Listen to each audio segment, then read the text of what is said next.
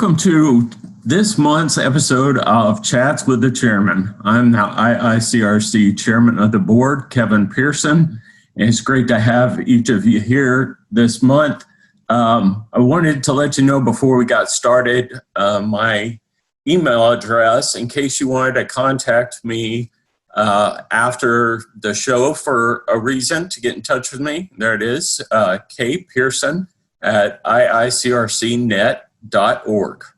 This month, we have a good show in store for you, one that I've been excited about for a long time. We have a guest who's been in the industry since probably 1987, 1988, somewhere in there.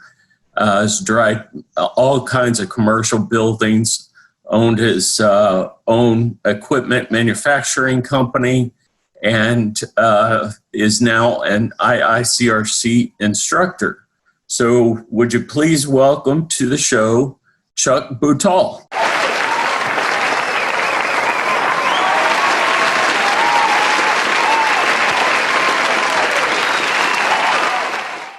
Hey, Kevin. How's it going? Doing wonderful. Doing wonderful. Thanks for having us here today. Yeah, no problem. I enjoy it. I'm looking forward to this discussion. So, but first, I think you got an interesting backdrop back there. It looks like the Grand Ole Opry in the background was underwater. Yeah, it actually was sent to me in a photograph. Several friends of mine were working on that project, as well as the Opryland Hotel next door. Different groups, obviously, but I got consulted on a few of the issues, and one of them was water and whatnot, and it affects on specific memorabilia, and who to recommend art-wise for restoration on the high-end exotic instruments and whatnot. So it's quite an interesting opportunity. It really is. It's strange in this world how many different locations you're brought to, unfortunately, kind of after their disaster. Right. But this one here was actually just a great phone conversation. I actually didn't get into the area too much on that particular floods, but it's good that there's people like us out there because I was at the Grand Ole Opry in March of this year before COVID closed everything down, and was able to enjoy that. So that was kind of cool. So. Yeah. The main group that did the restoration did a fantastic job. It really is. You'd almost never knew anything had changed, as far as it goes. So yeah, it's a great role to be in the restoration of such fantastic landmarks like that. No doubt, no doubt. Well, you and I kind of go back probably till around 2001. I called Dry's one day and said, "Hey, I need bigger equipment than what y'all make." And they said, "Hey, you need to call this guy down in Louisiana." That's it. And, okay, he's close to me. So the thing I remember about that phone call is the very first phone call me and you had. You said, "Hey, you're in Texas. I need a Texas distributor. You want to be my distributor?" And I said, "Okay." I had no questions for you. I just said, "Sure." Got off the phone, said, "I don't know what I just signed up for, but we'll figure it out." So it's kind of like restoration in general, right? That's it, yeah. Well, it's kind of like restoration in general. You kind of got an idea what you're doing, but until you start doing it, you really don't know what you're going to have to finish off to get the job done. But that's true. Yeah, it truly was, man. Those days were really fun. I can tell you, and it's just nice having that ability back then to be able to make equipment for a niche market in the industry. It really was. And, the best compliment I ever had was I was actually at an IICRC function, one of our many instructors, but also open. And one of the other instructors who was also a restorer came up and says, "It's one of the first pieces of equipment on our truck and the last off. And if you're going to do something, that makes you feel really good." And it's a lot like IICRC that way, moving forward in a new environment here and just getting it done when it needs to be getting done.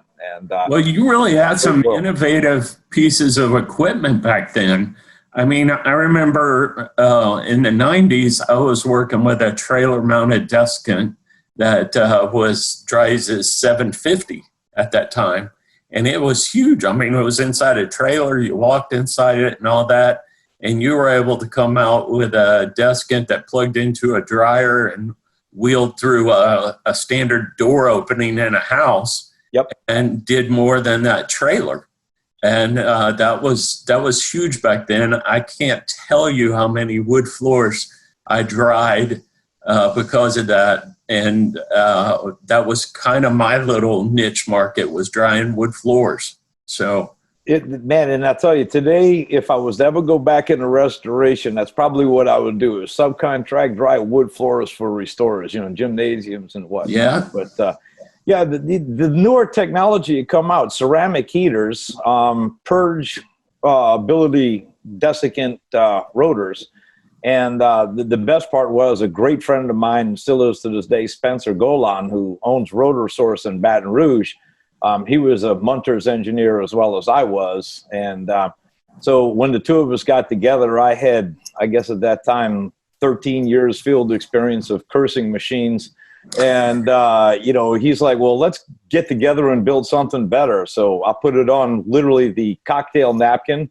Well, actually, we weren't drinking. We were having lunch. So it was just, I guess, just the napkin. Regular napkin. And so anyway, it went on out to him, and it rattled in his mind for a little while. And we came up with the design. And, you guys picked it up. John Don picked it up. It was a lot of great people. And it really made it. And then we were able to get feedback from the field. And 2 years later, come out with its bigger brother, the 900, in a much better package.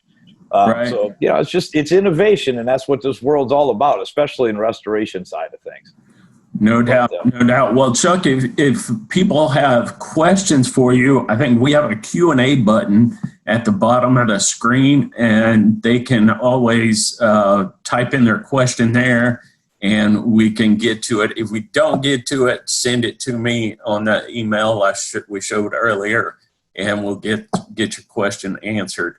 But so after you went into the equipment manufacturing business and all that, you did that for a while, and then you became an approved IICRC instructor. So tell me why you went down that path, how long it took you, kind of, the whole ball of wax there. Well, yeah, no worries, man. We'll condense it a touch, because my first IICRC class was in 87 or 88. I was actually trying to remember that. Claude Blackburn came in and taught us everything you needed to know about water damage in one day. And the other day was how to market water damage to the adjusters. And so it was really awesome. And then in about 92, I actually was working with Jim Henry and company with EBAC. And I became an instructor in the Jim Henry schools. And then I actually got out of the industry for a little while with non-competes from Munters and that type of issue. So I had to bounce, but always held in tight, and came back in late 90s and applied for instructorship there in early 2000s. And actually my first one was, oddly enough, once again under the dry use schools at WRT. And then in 2007, I sold the manufacturing company and decided to go kind of semi-retired and see how this instructor thing worked. And I had the same thoughts everybody did. These guys are great. They show up, they make all this money, they work like 2 days a week. I'm like, yeah, this is a great job. Not quite like that. I mean, that part of it is true. But what nobody sees, like everything else, is all the behind the scenes. It's just like at IICRC. It's everybody behind the scenes that makes it happen. And so, I joined in and picked up the WRT. And then, of course, we started working on the CDS course at that time with Mickey Lee and everybody. And I went out to, it came out now, and, CDS has been successful. But I actually started training in 1984 when I was working for Xerox Corporation. I was training new hires and into the world of mini computers, or what we now know as desktops back then. And then I was a mainframe engineer before I found this industry. So a different road in, as many people have always taken, but a great one. And, it's been awesome. And training, helping other people acquire skills to better supply, provide for their family and have a better career. It's just a great honor. And, it really is. As an instructor, now we really don't make that much money when you take those couple of days of high pay, but you span it out across the whole year, unless you're an Iron Man like Tony Mack or somebody like that. He trains more classes a year than I think there are days. And it's rather amazing. But when it comes down to it, it's the feeling you get when people are calling you and thanking you for just basically allowing them to move forward in life and get ahead of the rat race a little bit more. And that's the brilliant part of it. Yeah. And of course, for all the homeowners, we've got better trained people giving better quality services for the entire industry. That's interesting because everybody kind of gets to this instructor level at a different, it comes at it from a different way. So it's always interesting to me to hear how somebody decides to get into it. And you're right, I do hear that a lot, that, they just work a couple days a week and then they're off. But people don't see the behind the scenes part of it. So what's kind of been the hardest part of becoming an IICRC approved instructor?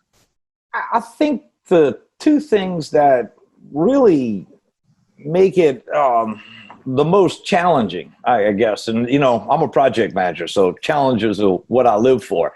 But when it comes down to it, the biggest one, without a shadow of a doubt, is the comfort of being able to stand in front of people and converse with them and continue to keep them engaged for multiple days on end.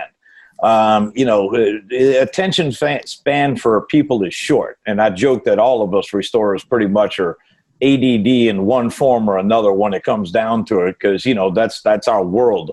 And so the new hires coming in and, as everybody our age always picks on the millennials, you guys got an attention span of about 30 seconds. So I'm sure everybody said that about us. We just blew it off too. But it really is the hardest, is keeping that engagement going on. And then the amount of research it takes to put into the course manual and the PowerPoint. And of course, you get thousands of questions of a involved but almost esoteric, outside of what you're thinking about world. So you learn so much more. Right. And I think that's the second challenge, is continue your education so that you can just stay ahead of the curve, so to speak. And so how's that different now that we have these live streaming courses as opposed to in-person courses? Are you enjoying doing those? You've done many of them. How's that going? Man, I can tell you, I was one of the skeptics. No question about it. I'm like, it's like, we spent the last 2 years at Restoration Technical Institute literally working on the best hands-on facility on the globe. That was our goal. We're in a three-story commercial building. It's 1880s vintage, so it has every issue imaginable. Right. And the whole 9 yards. And when COVID came in, it was like, I guess first, like anything else, I was in a bit of denial. Okay, this is like the flu. It'll blow over. It won't be a big issue. And we'll get back to it, And then, as I was driving home from Pennsylvania in late January, it was like, even before pretty much the world knew what was going on, us being on the inside knew what was coming. And so we drove home to Gulfport going, hey, this is going to have to change everything we do. We just spent 2 years building the best hands-on school, and we had a 2-year plan to do a lot of online courses, and that's shortened to a 2-month plan. So, lately we've been, especially Lisa and Kristen, have been putting in 12-hour days, 6 days a week, getting the platforms going. But we've done some fantastic stuff. I just finished my first one up last week. You enjoyed it? Yeah, I very much did. At first, man, it was nervous. It's really strange talking to a computer. Right. Even though you can see everybody's faces on the screen, you got these thumbnails. And but it's still not that same interaction. But the funniest part is day one, I think there was like 15 chats or 20 chat questions. Day 3, there was 83 chat questions by lunchtime. So, everybody really started embracing it. We went heavy. Krista Noguera, our director of operations, has a master's degree in education. And she went online and delved into literally the best ways of hitting everybody's hot button in learning. Some people are visual. Some people have to do a little hands-on. Some people like quizzes. Some people hate quizzes.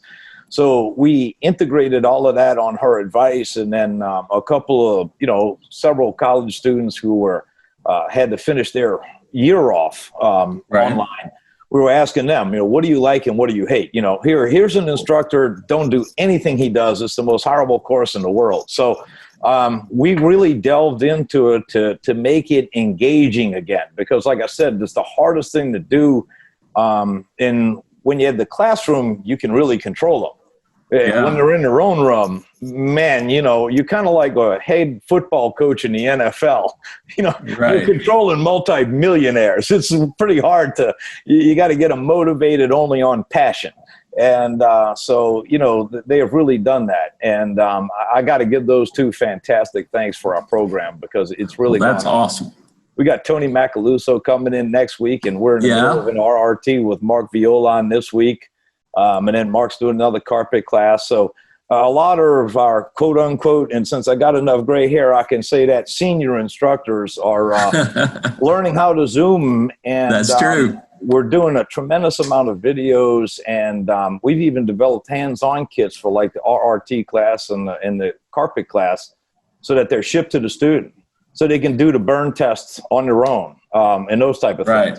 So it costs more to do it that way, but that's the way to do it.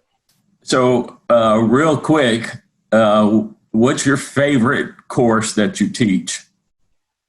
Ooh, that's a toss-up. I figured that was going to be easy for you. I thought it was commercial drawing. Well, the commercial drawing, obviously, that's my background. The family's been running commercial property since the 1800s in New Orleans. I mean, I know commercial in and out. I'm an owner. I've worked in the buildings. I've worked in massive buildings.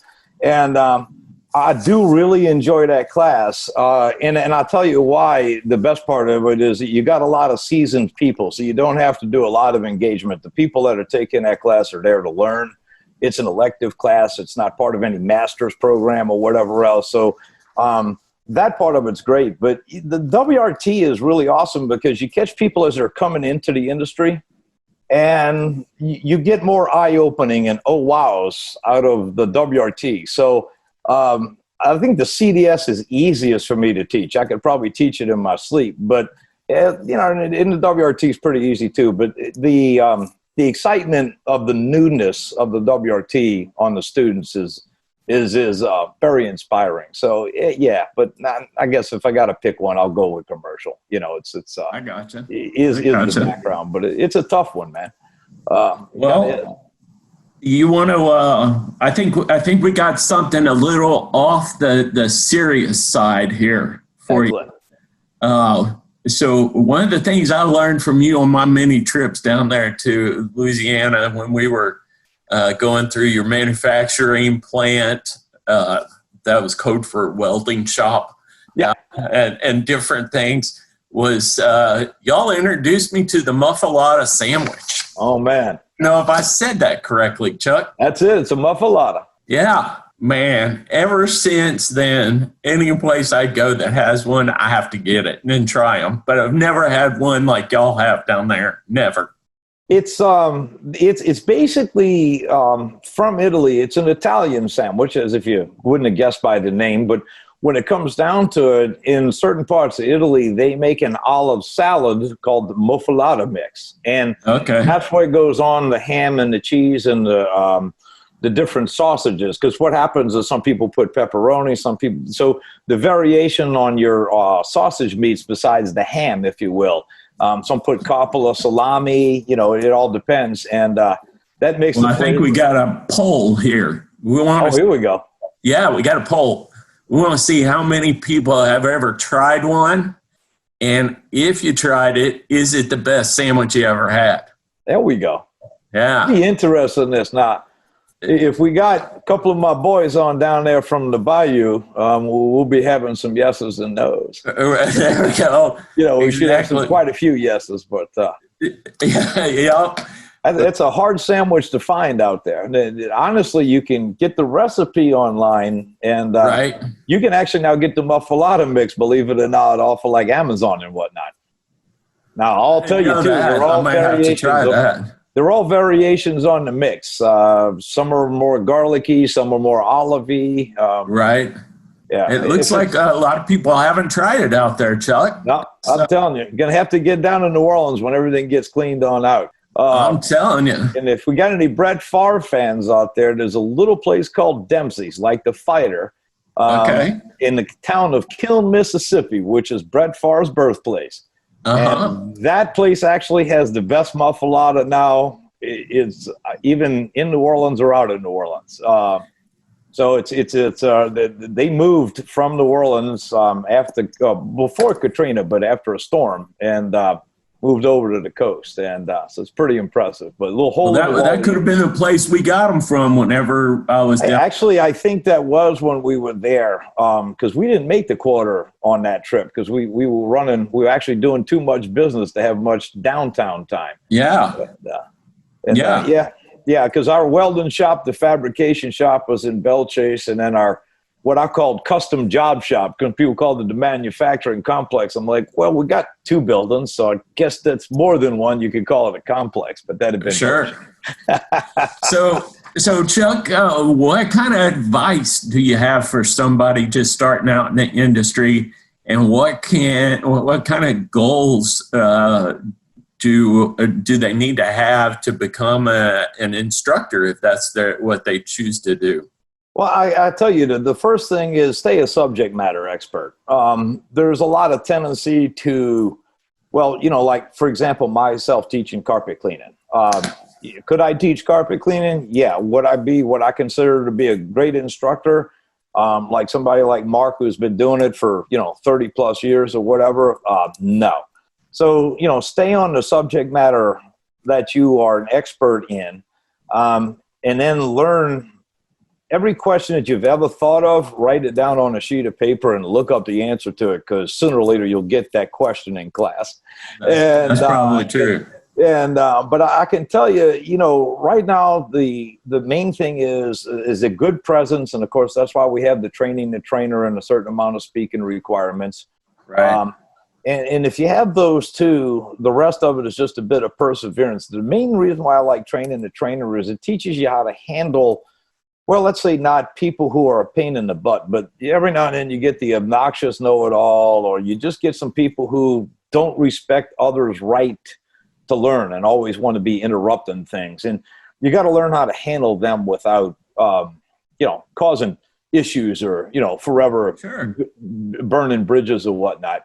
But truly, when you're a great subject matter expert, if you've done the work, once you build your course and work with somebody, or even if you're going to build your own course around one of our IICRC exams, the exams are very extensive enough to where the fundamentals are there, then you build out your own nuances on top of it.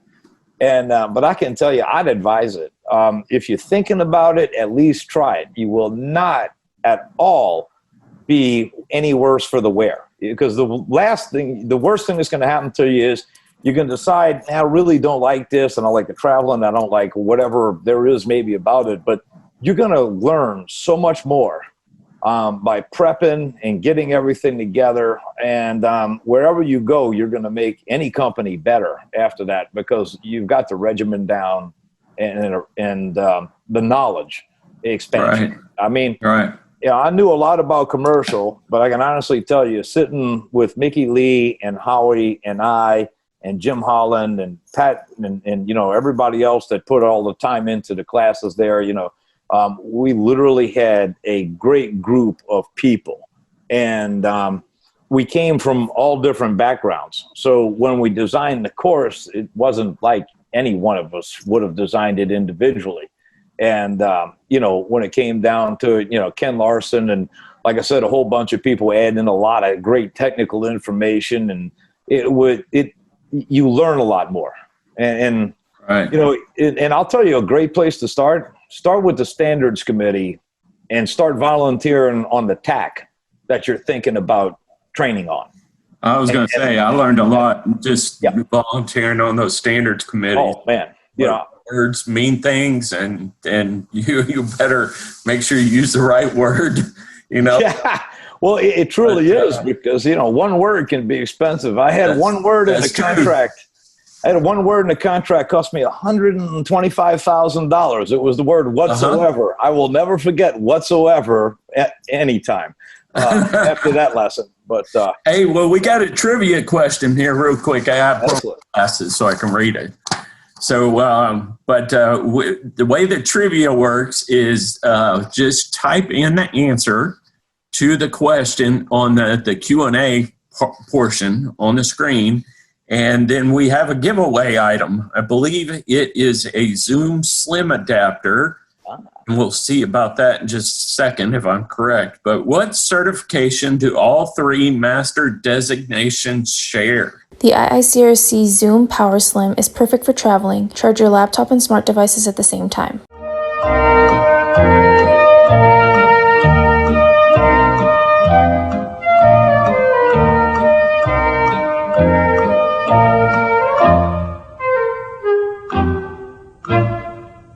That's a pretty cool little giveaway, huh, Chuck? that is really sharp. I'll tell you, that's got everything you need there. All right. It looks like we have a winner, Jennifer. So congratulations, Jennifer.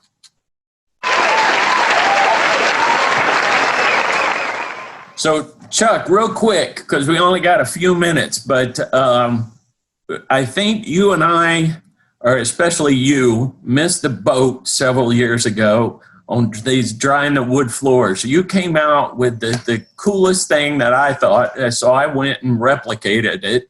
It's a bunch of PVC pipes that we drilled holes in and laid them up on a wood floor, pulled a vacuum on it, covered the thing in plastic, and I dried several wood floors like that. But then, Ernie Storer came along and kind of outdid us with these, what we don't call them mats. They're floor drying panels. So, yeah, but yeah, we missed the boat a little bit there, huh? Yeah, you know, you can't, you don't get every opportunity. And the PVC pipe was kind of crude, and the plastic sheeting turned the whole floor into one huge panel. And yeah, when it comes on down to it, it really worked out. But, you know, kudos to Ernie. I mean, you know, in their team up there, what they've done.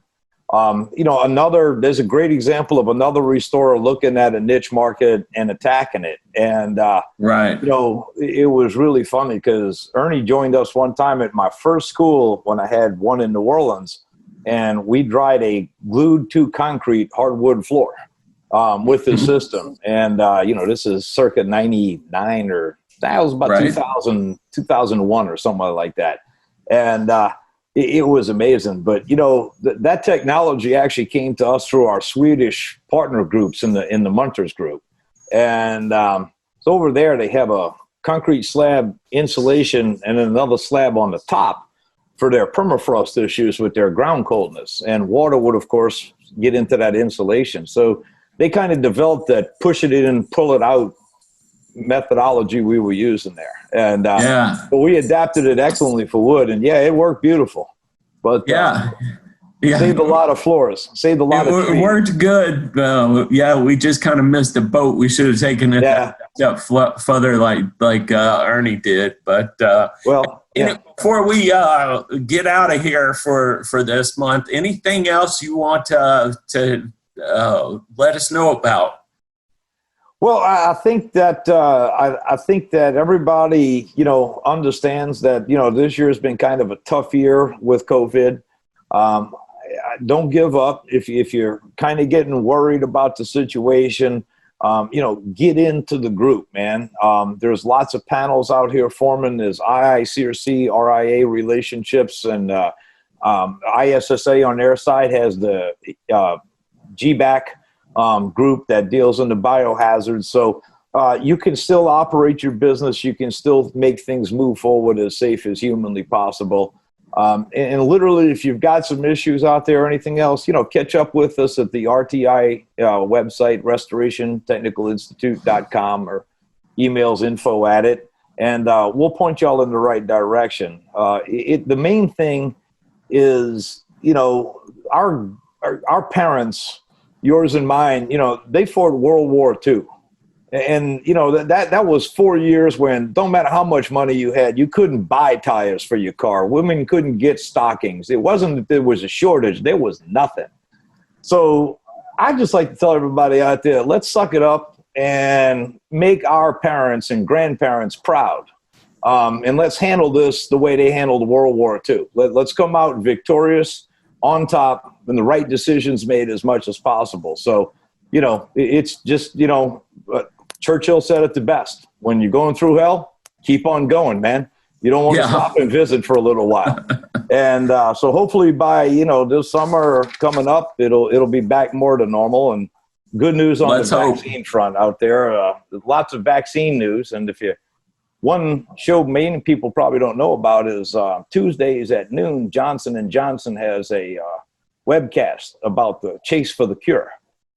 Quite interesting. I haven't caught all of them, but the ones that I've been able to catch on the rewind have been really good. And it's uplifting to see the vast ethnic groups and age groups of people that are working on the cure. It's just all hands on deck time. So as I say, everybody, answer the call. Do your part. Let's beat it down and move on. That's awesome. That's awesome. Well, Chuck, I have really enjoyed catching up with you here for the last few minutes, and hopefully people learned a few things along the way as well. Don't forget about our live streaming classes. You can catch plenty of the schools have live streaming classes out. Chuck's doing a few. He just did one last week. So we also have our certified firm webinars, and those are, you can, if you're a certified firm, you can join those every month. So don't forget about that. And if we didn't answer your question today, feel free to go ahead and email me at kpearson@iicrcnet.org. Again, Chuck, I'd like to say thank you for being here. Also, congratulations to our winner, Jennifer, who's the winner of our trivia question today. There we go. I always forget. You got to pause for the applause, but, hey. So anyway, until next month, I think we are done here. So we will see everybody again next month. We have another exciting guest next month. I think you're going to really enjoy it. It's going to be Rachel Adams, and she will enlighten us all, I'm sure, about all things to do with mold remediation and probably cooking, because she's really into that. So we will see you next month. I am IICRC Chairman of the Board, Kevin Pearson, and we will see you later.